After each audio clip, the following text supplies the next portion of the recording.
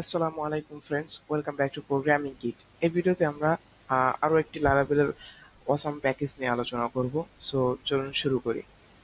এই ভিডিওতে আমরা লারাভেল নোটিফাই 2 নিয়ে আলোচনা করব। লারাভেল নোটিফাই 2 হচ্ছে একটি লারাভেলের নোটিফিকেশন জেনারেট করার প্যাকেজ, যেটার মাধ্যমে আমরা খুব সুন্দর এবং খুবই অল্প সময়ের ভিতরে এরকম বিউটিফুল নোটিফিকেশন জেনারেট করতে পারি।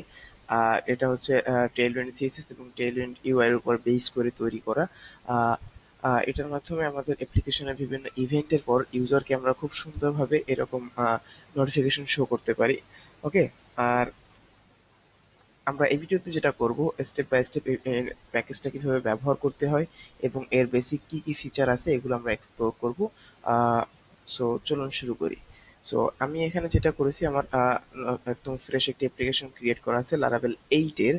আর এটার ভিতরে আমি যতটুকু করেছি শুধুমাত্র লারাভেল ইউআই প্যাকেজটি ইনস্টল করেছি শুধুমাত্র অথেন্টিকেশন স্ক্যাফোল্ডিং জেনারেট করার জন্য। ওকে। যখন লারাভেল ইউআই এর কথা বলতেছি আর লারাভেল 8 নিয়ে কথা বলতেছি, সেক্ষেত্রে আমাদের আরেকটি খুব গুরুত্বপূর্ণ জিনিস বলে রাখা ভালো। সেটা হচ্ছে গিয়ে লারাভেল ইউআই প্যাকেজটি এটি আর মেনটেনেন্সে নাই, অর্থাৎ এই প্যাকেজটি লারাভেল 8 এর পর থেকে অফিসিয়ালি আর সাপোর্ট করে না। এখানে আপনারা দেখতে পারেন, এখানে বড় করে মেসেজ দেওয়া আছে প্রজেক্টটি নতুন প্রজেক্টের সাথে ব্যবহার করার জন্য না ব্যবহার করার জন্য বলেছে, এবং ইউজ করতে বলেছে Laravel Z stream. Okay, Laravel Z stream and Laravel 45 এই দুটো নতুন ফিচার যেটা লারাভেল 8 এ ইন্ট্রোডিউস করা হয়েছে। আর যদি প্রয়োজন পড়ে ইন ফিউচার আমরা এগুলো এই দুটো বিষয় নিয়ে আমরা আরো ভিডিও বানাতে পারি বা আলোচনা করতে পারি। জাস্ট এই মুহূর্তে যেটা জানা প্রয়োজন, লারাভেল ইউআইটা আমরা অনেকেই ব্যবহার করে অভ্যস্ত। আমাদের অ্যাপ্লিকেশন শুরু করার সময় জাস্ট নতুন অ্যাপ্লিকেশন ক্রিয়েট করে লারাভেল ইউআই নিয়ে জাস্ট অথেন্টিকেশন স্ক্যাফোল্ডিং জেনারেট করে কাজ করে অভ্যস্ত। আর তাদের জন্য একটু ব্যাড নিউজ, সেটা হচ্ছে লারাভেল ইউআই অফিসিয়ালি সাপোর্টেড থাকতেছে না। কিন্তু জনপ্রিয়তা এবং ডেভেলপারদের রিকোয়েস্টে শুধুমাত্র এখানে আপনারা দেখতে পাচ্ছেন 4 দিন আগে লারাভেল 8 এর সাপোর্ট অ্যাড করা হয়েছে লারাভেল ইউআই তে, কিন্তু ইন ফিউচারে এটা কন্টিনিউ করা হবে না, এটা শুধুমাত্র টেম্পোরারির জন্য অ্যাড করা হয়েছে। যাই হোক, জাস্ট এটা মাথায় রাখার জন্য আমি বললাম। আমরা এখন এই মুহূর্তে যেটা করব, এটা আমি এই প্রজেক্ট অলরেডি আমি ইনস্টল করে রেখেছি। এটা লারাভেল 8 এর হোম পেজ। ওকে, যারা নতুন দেখতেছেন তারা বুঝতে পারবেন। আর এখান থেকে যদি আমি লগইন রেজিস্ট্রেশন পেজে যাই, এবং এটা একেবারে আগে যেভাবে ছিল সেভাবে, যেহেতু আমি লারাভেল ইউআই ব্যবহার করতেছি। সো এরপর আমি যেটা করেছি, এই প্রজেক্টের সাথে ডাটাবেস সেট আপ করে রেখেছি। এটা নেসেসারি না, আমি জাস্ট লগইন লগআউট যাতে কাজ করে সেই জন্য এটা করে রেখেছি। আমি জাস্ট এখান থেকে রেজিস্টার করি। সো এখানে আমি হোম পেজে আসতেছি। সো এরপর আমি যেটা করব, এই প্যাকেজটা আমি স্টেপ বাই স্টেপ ইনস্টল করব। সো এই প্যাকেজটি ইনস্টল করার জন্য আমাদের এখানে যদি গেট স্টার্ট বাটনে ক্লিক করি, এটা আমাদেরকে রিডাইরেক্ট করি এটার গিটহাব পেজে, এখানে নিয়ে আসবে। সো এখানে স্ক্রল করে যদি আমি নিচে আসি, এখানে স্টেপ বাই স্টেপ ইনস্টলেশনের গাইড দেওয়া আছে। সো ফার্স্ট স্টেপ হচ্ছে কম্পোজার রিকোয়ার করে আমাদের প্যাকেজটি আমাদের প্রজেক্টের ভিতরে নিয়ে আসা। সো সেক্ষেত্রে আমি যেটা করবো, আমি টার্মিনাল ওপেন করে নিচ্ছি। এরপর জাস্ট কম্পোজার রিকোয়ার, এরপর প্যাকেজের নামটা দিয়ে দিচ্ছি।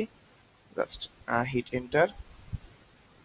এটা কিছুটা সময় নেবে এবং প্যাকেজটি আমাদের প্রজেক্টের ভিতরে ইনস্টল করে দিবে।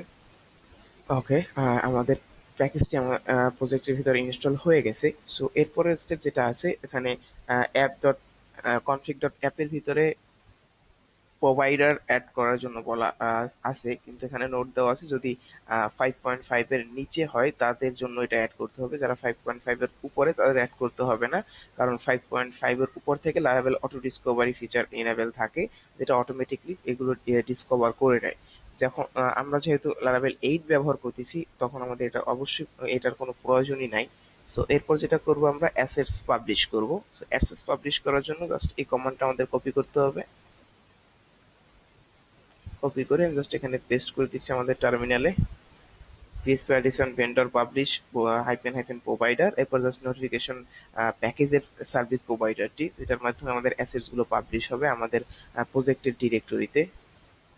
এখানে আমাদের যদি লক্ষ্য করি যে জিনিসগুলো পাবলিশ করা হয়েছে, কপি ডিরেক্টরি, এখান থেকে পাবলিক ফোল্ডারের ভিতরে আমাদের কিছু সিএসএস বা জেএস আমাদের পাবলিক ফোল্ডারে কপি হয়েছে।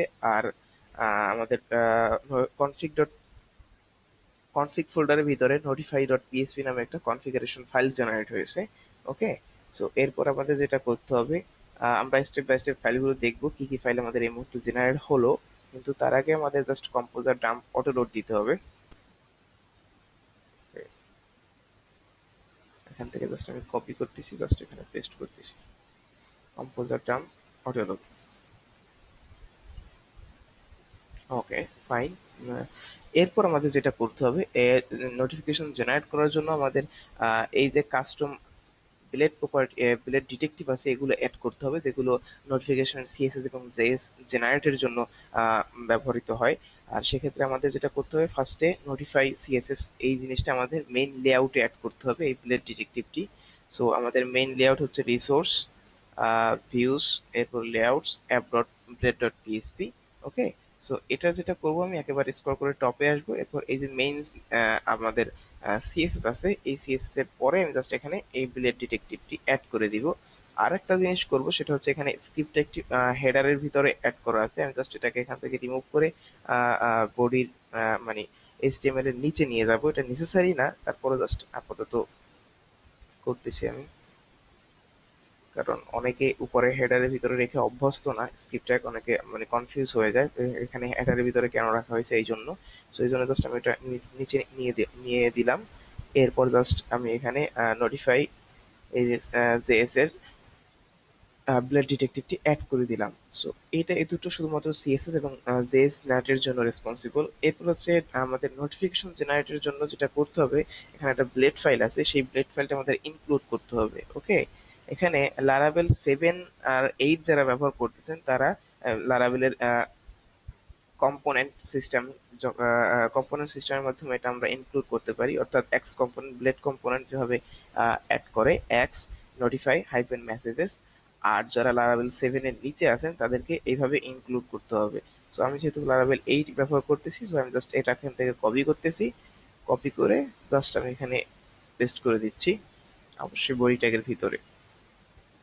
ওকে, ইয়া, আমাদের প্যাকেজটি কমপ্লিটলি ইনস্টল এবং কনফিগার করা হয়ে গেল।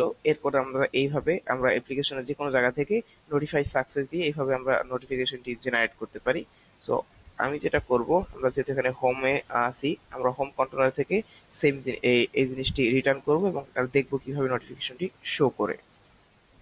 সো আমরা যেটা করব, এখান থেকে app HTTP controller home controller, যেখান থেকে আমরা হোম প্লেটটি রিটার্ন করতেছি। সো এইখানে আমি জাস্ট হোম রিটার্নের বিলেট ফাইলটি রিটার্ন করার আগে নোটিফিকেশনটি অ্যাড করে দিলাম। সো এরপর যদি আমি এখানে আসি এবং রিলোড দেই, ইয়া, আমরা দেখতে পাচ্ছি আমাদের খুব সুন্দর একটি নোটিফিকেশন আসতেছে। সো রিয়েলি অন্যান্য যে প্যাকেজগুলো আছে নোটিফিকেশন জেনারেট করার জন্য এই মুহূর্তে লারাভেলের জন্য, সেইগুলো থেকে এইটা অনেক অনেক পরিমাণ অনেক ভালো, কারণ আপনারা দেখতে পাচ্ছেন যে ইউআইটা কত সুন্দর। ইয়া, এরপর আমরা যেটা করব, স্টেপ বাই স্টেপ অন্যান্য টাইপ গুলো দেখবো, আমরা কি কি টাইপের নোটিফিকেশন জেনারেট করতে পারি। ওকে, এখানে আপনারা যদি এই লিঙ্কে আসেন, এখানে এসে বিভিন্ন টাইপের নোটিফিকেশন এক্সপ্লোর করতে পারেন। এখানে অনেক টাইপের নোটিফিকেশন আছে, যেমন এখানে কানেক্টিফাই, নোটিফাই একটি হেল্পার ফাংশন, এরপর হচ্ছে কানেক্টিফাই একটা হেল্পার ফাংশন। কানেক্টিফাইয়ের মাধ্যমে আমরা চাইলে নোটিফিকেশন শো করতে পারি ইউজারকে। জাস্ট টেস্ট করতেছি, ইয়া, সেম জিনিস, তবে আরেকটু সুন্দর করে আসতেছে। যাই হোক, তো এরপরে আরো যে বিষয়গুলো আছে সেটি হচ্ছে স্মেলিফাই এবং ইমোটিফাই। স্মেলিফাই হচ্ছে আমি গেস করতেছি এটা একটা স্মাইল সহকারে আসবে, জাস্ট টেস্ট করি আমরা।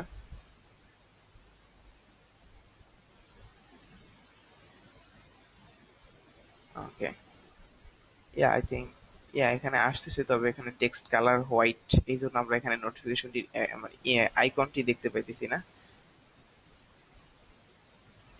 ওকে, এরপর আমরা চেক করতে পারি ইমোটিফাই, মেবি এটা ইমোজি সহকারে আসবে একটা।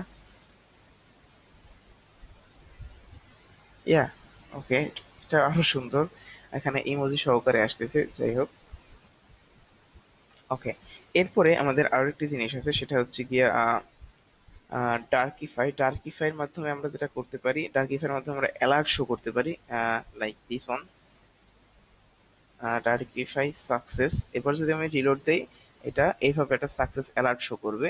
আর যদি টার্কিফাই এখানে আরো একটি আছে, সেটা হচ্ছে এরর। টার্কিফাই এরর দিলে একটি ডিফারেন্ট সেম টাইপের একটা অ্যালার্ট ইমেজ সহকারে, ব্যাকগ্রাউন্ডে একটা ইমেজ সহকারে, তবে red, yeah, this one, this, এই মাইমটা অনেক পপুলার। যাই হোক, আমাদের সবগুলো ফিচার আমাদের, মানে সবগুলো টাইপ আমরা চেক করলাম। এরপর আমাদের কনফিগ ফাইল থেকে আর কিছু জিনিস কনফিগার করতে পারি, সেই জিনিসগুলো নিয়ে আমরা একটু দেখবো। এখানে আপনারা চাইলে কাস্টম প্রিসেট জেনারেট করতে পারেন। এখানে প্রিসেট নোটিফিকেশন আছে, যেটা আপনাদের কনফিগ পিএসপির ভিতরে ডিফাইন করে দিতে হবে। এরপর জাস্ট যে কোনো জায়গা থেকে কল করলে এটা আপনার কাস্টম প্রিসেটের নোটিফিকেশন শো করবে। সো আমরা এখন যেটা করব, কনফিগের একটা ইনফর্ম কনফিগের যে জিনিসগুলো আমাদের কনফিগার করতে দিচ্ছে ওই জিনিসগুলো আমরা একটু দেখবো। সো কনফিগ ফোল্ডারের ভিতরে নোটিফাই ডট পিএসপি, এটাও যদি ওপেন করি, এখানে ফার্স্ট যেটা দিচ্ছে সেটা হচ্ছে কি আমাদের থিম, অর্থাৎ light theme and dark theme. By default এটা লাইট থিম আছে, আপনারা চাইলে জাস্ট এখান থেকেও ডার্ক করে দিতে পারেন। আদারওয়াইজ এই প্রপার্টিটা কপি করে ডট ইএমপি ফাইলে গিয়েও আমরা প্রপার্টি চেঞ্জ করতে পারি। সো ওকে, এখান থেকে চেঞ্জ করে ইজি। সো আমি যেটা করবো, ডট ইএনপি ফাইল থেকে চেঞ্জ করব। ওকে, ডট ইএনপি ফাইলে যে কোনো জায়গায় যদি আমরা একটা নতুন প্রপার্টি অ্যাড করি, নোটিফাই থিম, জাস্ট সে ডার্ক। ওকে, সো ডার্ক করে দেওয়ার পর আমি যেটা করব, এখান থেকে একটা নোটিফিকেশন, এই সাকসেস নোটিফিকেশনটা সেন্ড করব। সো এরপর যদি আমি এখানে রিলোড দেই, এখানে আমরা দেখতে পাবো নোটিফিকেশন ঠিকই আসতেছে, তবে কমপ্লিটলি ডার্ক মোডে। এবং ইটস রিয়েলি লুকস কুল। ওকে, এরপরে যে ফিচারটা আছে এখানে, আরেকটা জিনিস, যখন আমরা থিম ডার্ক সেট করতেছি তখন গ্লোবালি সব জায়গা থেকে, যত জায়গা থেকে নোটিফিকেশন জেনারেট করতেছেন সবগুলো বাই ডিফল্ট ডার্ক হয়ে যাবে। তো এখানে আরেকটি জিনিস আছে, সেটা হচ্ছে কি ডেমো ইউআরএল। যদি এটা ট্রু থাকে দেন আপনার অ্যাপ্লিকেশন নোটিফাইড ডেমো পেজে গেলে মেবি এইটা আসবে, এই ডেমো পেজটা আসবে। এখান থেকে চাইলে আমরা যে কোনো নোটিফিকেশন টেস্ট করতে পারি, সামথিং লাইক দিস ওয়ান। এই ট্রাই বাটনে ক্লিক করলে এটা রিলোড দিবে এবং এখানে নোটিফিকেশনটা শো করবে, সামথিং লাইক দিস ওয়ান। কিন্তু আমরা যখন আমাদের অ্যাপ্লিকেশনে এই প্যাকেজটা ব্যবহার করব, তখন আমরা চাই না যে আমাদের একটা ইউআরএল ওপেন থাকুক আমাদের অ্যাপ্লিকেশন থেকে, স্ল্যাশ নোটিফাইড ডেমো দিলে ওই পেজটা আসুক। সেজন্য আমি সাজেস্ট করব এটা ফলস করে দেওয়ার জন্য, ফলস। ওকে, ফলস এটা হয়ে গেল। এরপর হচ্ছে গিয়ে প্রিসেটস, যেটা আমি আগেই বলছি। সো এখানে জাস্ট প্রিসেটস ডিফাইন করার পর জাস্ট এটা কল করলে চলে আসবে। গাইস, এই ভিডিওটা এই পর্যন্তই। Thank you for watching. এটা খুবই শর্ট ভিডিও ছিল, আর শুধুমাত্র এই প্যাকেজটি ডেমনস্ট্রেশন করার জন্য, যেটা আমরা কিভাবে আমাদের অ্যাপ্লিকেশনে খুব সহজভাবে নোটিফিকেশন জেনারেট করতে পারি আমাদের বিভিন্ন ইভেন্টের পর অ্যাপ্লিকেশনের। সো যদি অন্য কোনো প্যাকেজ আপনারা আপনাদের প্রজেক্টের প্রয়োজনে লেগে থাকে, আর যদি আপনারা জানেন না এটা কিভাবে ব্যবহার করতে হয়, অবশ্যই কমেন্টে আমাকে জানানোর চেষ্টা করবেন যে কোন প্যাকেজের আপনারা রিভিউ দেখতে চান এরপরে। কারণ লারাভেল কমিউনিটি অনেক বড়, অনেক অনেক প্যাকেজ আছে। আমি যেগুলো রিভিউ করতেছি সেগুলো ইউজুয়ালি ডে আমার কাছে আমি ডিসকভার করি, এরপর আমি রিভিউ করার চেষ্টা করি। যদি এমন কোনো প্যাকেজ থাকে যেটা রিভিউ প্রয়োজন, আমরা এখনো করি নাই, সো অবশ্যই কমেন্ট বক্সে জানানোর চেষ্টা করবেন। আমি যথাসম্ভব চেষ্টা করব সেই প্যাকেজটি কিভাবে ব্যবহার করতে হয় এবং স্টেপ বাই স্টেপ রিভিউ করার জন্য। সো গাইস, এই ভিডিওটা এই পর্যন্তই। Thank you for watching. আল্লাহ হাফেজ।